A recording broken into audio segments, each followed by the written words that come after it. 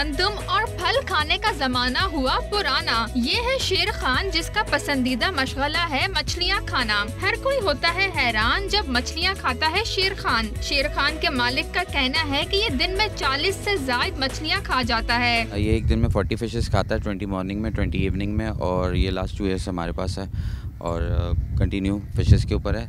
Normal feed भी लेता है घास और डेली जो है 40 फिशेस खाता है। छोटा सा कद, नटखट अदाएं, मस्तानी चाल। ईद उल अज़हा में कुर्बानी के लिए पाले गए शेर खान की शरारतों से हर कोई खुश होता है और बच्चों का तो ये दोस्त है। शेरू मेरा दोस्त है और मैं इसको रोज फिशेस खिलाता हूँ। कराची के इस मुनफरिद दुम्बे को मछलियाँ खाते देखकर हर कोई हैरान रह जाता है। छोटा सा कद, नटखट अदाएं और शेर जैसी चाल, नाजों से पला ये शेरू हर एक की आंख का तारा है।